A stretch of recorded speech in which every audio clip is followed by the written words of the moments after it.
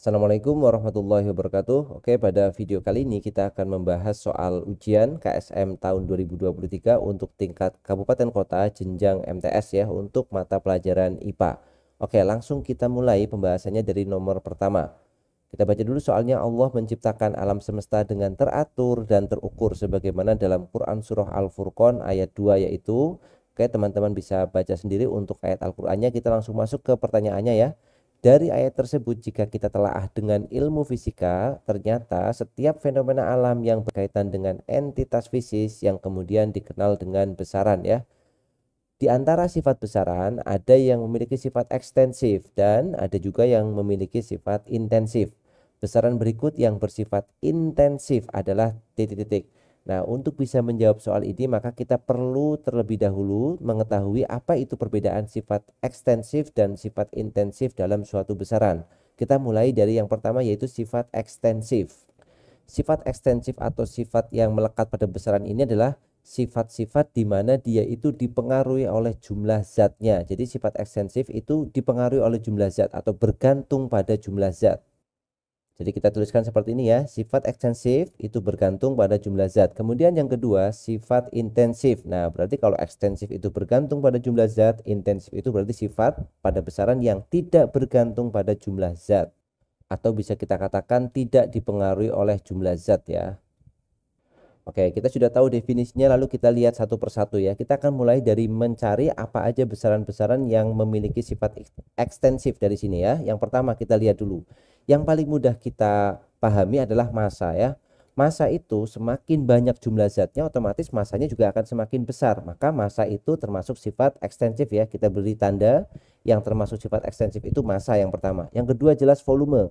Ya, volume. Kenapa? Karena semakin banyak jumlah zatnya, otomatis volumenya juga akan semakin besar. Jadi contoh sifat ekstensif yang paling mudah dilihat itu massa dan volume. Berarti yang jelas jawabannya A dan jawaban D itu pasti salah, dan jawaban C juga pasti salah ya. Kenapa jawaban C salah? Karena ada volume. Volume itu merupakan sifat ekstensif, sedangkan pertanyaannya adalah sifat intensif.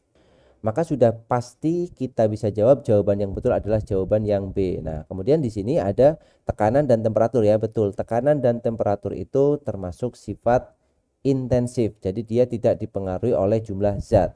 Sedangkan masih ada satu lagi yaitu massa jenis yaitu densitas. Densitas itu juga termasuk sifat intensif ini sebenarnya ya. Jadi densitas itu termasuk sifat intensif. Kenapa? Karena dia tidak dipengaruhi oleh jumlah zat. Sebagai contoh, kalau kita punya 1 kg emas dengan setengah kilogram emas, maka densitasnya akan sama saja. Artinya banyaknya jumlah zat itu tidak mempengaruhi pada sifat besaran tersebut. Itulah yang disebut sebagai sifat intensif ya. Jadi cukup jelas untuk nomor 1 jawabannya adalah B. Sekarang kita lanjutkan di soal yang kedua. Azian hendak menuju masjid untuk sholat berjamaah dengan mengendarai sepeda motor ya. Sholat berjamaah maghrib dengan mengendarai sepeda motor. Jika lintasan yang ditempuh memenuhi fungsi sebagai berikut, yaitu S sama dengan beta T kuadrat ditambah alfa T, dengan T adalah waktu, alfa beta keduanya adalah konstanta, maka dimensi perbandingan beta berbanding alfa adalah titik-titik. Soal yang kedua ini juga masih berkaitan dengan besaran ya, lebih tepatnya tentang dimensi. Nah, sekarang kita perlu tahu dulu di sini kita tahu ada yang namanya S. S itu lintasan ya, bisa kita katakan sebagai jarak. Nah, S itu memiliki dimensi itu adalah panjang yaitu L ya, dimensi S itu adalah L. Nah, konsepnya adalah kalau kita memiliki sebuah persamaan, maka dimensi ruas kiri itu harus sama dengan dimensi ruas kanan. Maksudnya bagaimana? Maksudnya seperti ini ya. Jadi kita punya S itu sama dengan beta T kuadrat ditambah dengan alfa dikalikan T. Nah, S ini punya dimensi panjang. Dimensinya S adalah L. Maka kalau kita tulis di sini dimensinya S adalah L, maka karena ini sama dengan, maka beta T kuadrat itu juga harus memiliki dimensi L. Dan alfa T itu juga harus memiliki dimensi L. Maka dengan menggunakan konsep ini kita bisa mencari berapa beta, berapa dimensi beta, dan berapa dimensi alfa ya. Kita mulai dari mencari beta dulu. Jadi beta T kuadrat itu sama dengan dimensinya L. Kita tahu bahwa dimensi T itu waktu ya, adalah T besar. Jadi beta T besar kuadrat itu sama dengan L. Berarti beta itu punya dimensi L dibagi dengan T kuadrat ya. Kita biarkan seperti ini atau mau ditulis dalam pangkat negatif boleh. Jadi LT pangkat negatif 1. Inilah dimensi dari beta. Kemudian dengan cara yang sama kita bisa mencari dimensi dari alfa. Jadi sama alfa dikali T dimensinya itu harus L, karena L itu harus sama dengan L plus L ya. Kemudian alfa dikali dimensi waktu adalah T besar sama dengan L. Jadi alfa itu sama dengan L per T atau sama dengan LT pangkat negatif 1. Nah inilah dimensi dari alfa. Yang menjadi soal atau pertanyaan dalam soal ini adalah dimensi perbandingan antara beta berbanding alfa. Ya udah tinggal kita bandingkan aja. Kita bandingkan beta dibandingkan dengan alfa ya. Kita bandingkan seperti ini. Beta itu memiliki dimensi LT-1. Oh maaf, beta itu LT-2 ya, karena pangkatnya di situ 2 nih, bukan 1 ya. Jadi LT negatif 2. Kemudian untuk alfa itu adalah LT negatif 1. Nah, berarti kita bisa coret L-nya kan? L-nya boleh kita coret, maka kita punya T pangkat negatif 2 dibagi dengan T pangkat negatif 1. Kalau dibagi, pangkatnya dikurang. Jadi negatif 2 dikurang min 1. Berarti sama dengan L pangkat negatif 2 plus 1. Jadinya pangkat negatif, oh bukan LT ya, jadi di situ T. T pangkat negatif 2 dikurangi min 1, jadi T pangkat negatif 1. Ini masih L, jadi kita harus ganti dulu. Oke, sudah kita ganti jadi T sama dengan ini T-nya pangkat negatif 1. Nah, itulah jawaban untuk soal yang nomor 2, T pangkat min 1. Oke, jadi jawabannya adalah yang A ya, seperti itu. Itu untuk soal kedua. Kita lanjut di soal yang ketiga.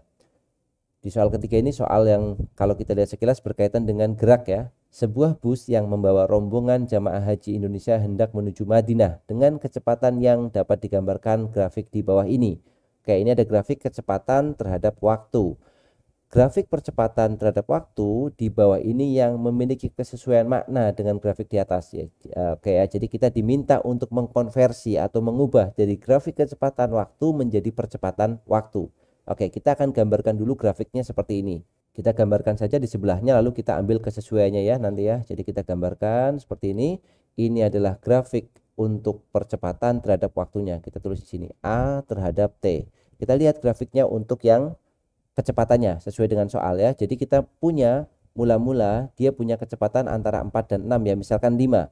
Kecepatannya 5. Kemudian kecepatannya menjadi 10. Jelas geraknya dari 5 menjadi 10. Pasti dia dipercepat ya. Jadi gerakan pertama ini pasti gerakan dia itu dipercepat atau kita katakan geraknya GLBB dipercepat. Artinya apa? Kalau dipercepat maka ada percepatan.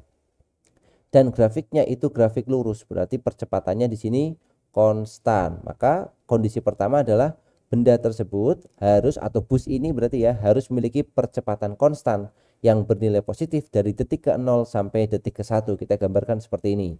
Oke ya, kita gambarkan seperti ini dari detik ke 0 sampai detik ke 1. Percepatannya bernilai konstan. Oke, dan dia positif, maka kita gambar di atas.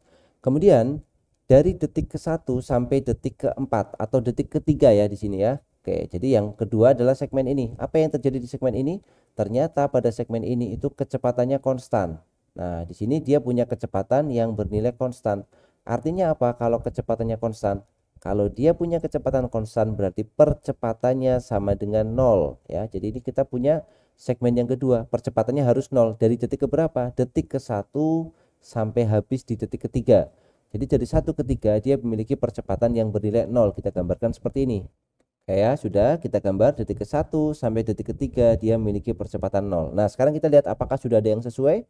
Yang A itu pasti salah ya. Kemudian yang berikutnya kita lihat halaman berikutnya, yang B juga pasti salah. Kemudian yang C, nah yang C udah betul nih. Yang C percepatannya konstan, kemudian dia di sini memiliki percepatan 0, maka ini sementara betul. Yang ini juga pasti salah ya. Jadi jawabannya betul yang C. Tapi kita akan lihat apakah betul segmen berikutnya akan ada di sini. Kita perhatikan, kita kembali ke grafik yang sebelah atas tadi. Nah, di sini kita lihat apa yang terjadi dari detik ketiga sampai detik kelima tadi. Nah, detik ketiga dan detik kelima ini berarti dia akan mengalami penurunan kecepatan. Artinya apa? Artinya dia akan diperlambat.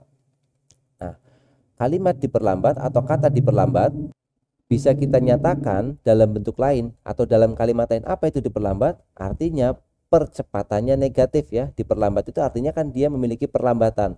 Nah, perlambatan itu berarti nilai percepatan negatif. Nah, percepatan negatif berarti kalau grafiknya seperti grafik yang sebelah kanan yang kita gambarkan, maka percepatan negatif itu mestinya ada di bawah ya. Jadi kita tambahkan lagi untuk sumbu Y-nya. Berarti kita punya grafik dari 3 sampai ke 5 memiliki percepatan negatif yang nilainya tidak perlu kita hitung karena kita hanya diminta untuk membuat sketsanya saja ya. Dan cuma satu yang betul tadi kan. Nah, jadi seperti ini ya kalau kita gambarkan dari detik detik ketiga sampai detik kelima dia akan memiliki percepatan yang bernilai negatif. Nah, inilah grafik dari kecepatan waktu kita konversi menjadi grafik percepatan terhadap waktu ya. Jadi jawabannya adalah yang C tadi ya. Kita lanjut soal nomor keempat. Hukum 1 Newton menjelaskan sifat inersia atau kelembaman dari suatu benda. Sifat inersia atau kelembaman diartikan sebagai sifat yang memiliki kecenderungan mempertahankan keadaan atau dipahami sebagai sifat kemalasan. Suatu sifat yang mengubah keadaan ya. Dalam tinjauan Islam kita diajarkan untuk tidak bersifat malas atau senantiasa berusaha agar mengubah keadaan menjadi lebih baik. Sebagaimana firman Allah dalam Quran surat Ar-Ra'd ayat 14 yaitu sesungguhnya Allah tidak akan merubah keadaan suatu kaum sehingga mereka merubah keadaan yang ada pada diri mereka sendiri. Dalam kehidupan sehari-hari manakah perilaku yang mencerminkan hukum 1 Newton? Nah, kita tahu bahwa hukum 1 Newton itu disebut juga sebagai hukum kelembaman ya atau hukum kemalasan. Nah, sifat-sifat ini mana yang menyatakan kemalasan? Kita lihat berdoa ya. Berdoa itu berarti kita melakukan sesuatu kan, meskipun hanya meminta, berdoa itu melakukan sesuatu. Kemudian yang kedua pasrah. Nah, di sini definisi pasrah bukan berarti dia malas. Pasrah itu setelah mengerjakan semuanya, setelah mencoba semua berbagai macam usaha, maka memasrahkan semuanya terhadap Allah ya. Berarti pasrah bukan sifat malas. Futur. Nah, futur itu sifat malas dalam definisi negatif ya. Futur itu artinya malas ya, malas beribadah, malas lain-lain ya. Jadi jawaban yang lebih tepat adalah futur, pasti yang C ya. Kenapa? Yang D itu ikhtiar. Ikhtiar jelas, ikhtiar itu usaha kan. Usaha berarti dia ada sesuatu untuk mengubah dirinya, ada kegiatan-kegiatan yang harus dilakukan, maka dia bukan sifat malas. Maka jawabannya sudah pasti yang C seperti itu. Oke, kita lanjut soal nomor 5. Rasulullah Shallallahu Alaihi Wasallam mengajarkan umatnya untuk hidup sehat. Beliau suka berolahraga. Di antara anjuran beliau adalah olahraga berkuda. Sebagaimana dalam hadis riwayat Muslim, Rasulullah bersabda, lemparkanlah panah dan tunggangilah kuda. Pada zaman dahulu, kuda dikenal sebagai hewan yang membantu manusia untuk menyelesaikan pekerjaan-pekerjaan berat karena kemampuannya dan kekuatannya. Sehingga dalam fisika dikenal satuan tenaga kuda atau horsepower atau daya kuda disingkat HP ya. Untuk menggambarkan daya yang dihasilkan oleh mesin, ia disetarakan dengan tenaga atau kekuatan seekor kuda. Oke, sudah ada deskripsinya, kemudian kita belum melihat pertanyaannya, kita lanjutkan dulu. Satu tenaga kuda setara dengan 746 watt.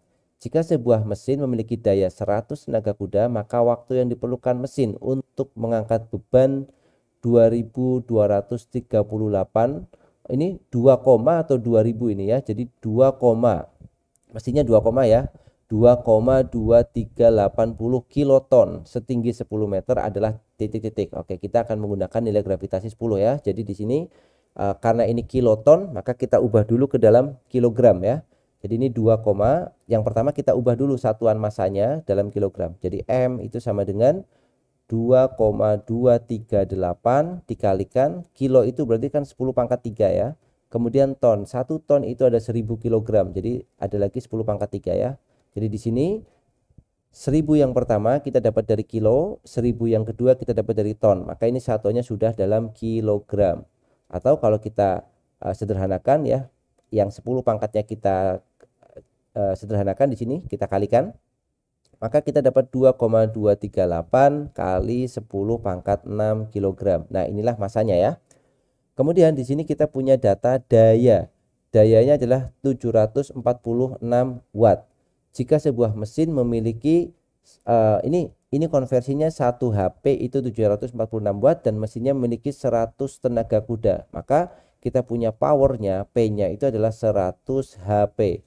100 horsepower. Kita ubah ke dalam watt. Berapa 100 horsepower itu? Berarti tinggal kita kalikan 100 dikalikan 746 ya, 746 watt. Maka jadinya adalah 746, kita tambahkan nolnya 2, satuannya sudah dalam watt sekarang. Sudah ada dayanya. Jadi kita punya massa, punya daya, yang diminta adalah waktu. Maka kita harus menghubungkan antara daya dengan energi di sini ya, karena dipakai untuk mengangkat. Maka kita akan menggunakan definisi, karena di sini space-nya terbatas, kita akan pindah ke atas ya. Jadi kita gunakan definisinya seperti ini. Daya itu sama dengan P adalah usaha dibagi dengan waktu. Ini definisi dasarnya. Kemudian usaha ini bisa kita ganti atau bisa kita nyatakan dalam bentuk lain. Apa itu usaha? Usaha itu adalah perubahan energi dibagi dengan waktu. Nah, di sini kita pakai perubahan saja ya. Jadi kita menggunakan nilainya saja, tidak perlu meninjau acuan awal akhirnya. Nah, delta E di sini apa yang kita pakai? Bendanya diangkat dari bawah ke atas, maka yang berubah adalah perubahan energi potensialnya. Jadi ini kita pakai delta EP. Jadi sudah dapat P itu sama dengan delta EP. Delta EP itu berarti M dikali G dikali delta H dibagi dengan waktu. Nah, kita dapat persamaan yang akan kita gunakan untuk mencari nilai dari waktu yang dibutuhkan. Nah, tinggal memasukkan data-data yang kita dapatkan sebelumnya ya. Jadi kita masukkan datanya. Kita masukkan seperti ini tadi. Kita dapatkan bahwa dayanya adalah 74.600 watt. Kemudian masanya udah kita konversi dalam kilogram, 2,238 kali 10 pangkat 6. Kemudian gravitasnya 10. Perubahan ketinggiannya adalah 10. Dan kita mencari nilai waktunya. Nah, sekarang kita tinggal cari ya. Tinggal ubah subjeknya. Jadi T itu sama dengan, langsung kita buat seperti ini. 2,238 kali 10 pangkat 8 ya. Ini 10 pangkat 6. 10 pangkat 7, 10 pangkat 8 dibagi dengan, kita buat sama, 7,46 dikalikan 10 pangkat 1, 2, 3, 4. 10 pangkat 4. Nah, kita dapat waktunya. Jadi T sama dengan, kita bagi dulu yang angkanya ya. 2,238 dibagi dengan 746. Kita dapatkan nilainya 0, ini dibagi 7,46 ya. Kita dapat 0,3 ya. 0,3 lalu dikalikan dengan 10-nya kita hitung. Jadi ini 0,3 dikalikan 10 pangkat 8 dibagi 10 pangkat 4. Dapatnya 10 pangkat 4. Dan karena kita menggunakan semuanya dalam SI, maka ini satuannya adalah sekon atau detik. Sekarang tinggal kita sesuaikan dengan soal ya. Atau kita tulis dulu T-nya berarti sama dengan 3. Kita ambil nolnya 1 ya. Sisa 3. 1, 2, 3 sekon. Jadi T-nya adalah 3000 sekon. Mintanya dalam, di sini tidak ada keterangan apapun ya, jadi cuma ada isian di sini. Dalam sekon sudah ada di sini ya. Jadi dalam sekon jawabannya sudah betul. Berarti kita tidak perlu mengkonversi. Maka jawaban untuk soal ini adalah 3000 sekon. Seperti itu. Jadi seperti ini untuk pembahasan soal KSM tahun 2023 ya. Untuk IPA jenjang MTS kita di video yang pertama ini kita selesaikan sampai nomor 5. Nanti kita akan lanjutkan di video-video selanjutnya untuk menyelesaikan soal yang nomor 6 dan seterusnya. Terima kasih yang sudah menyaksikan. Sampai jumpa di video selanjutnya. Assalamualaikum warahmatullahi wabarakatuh.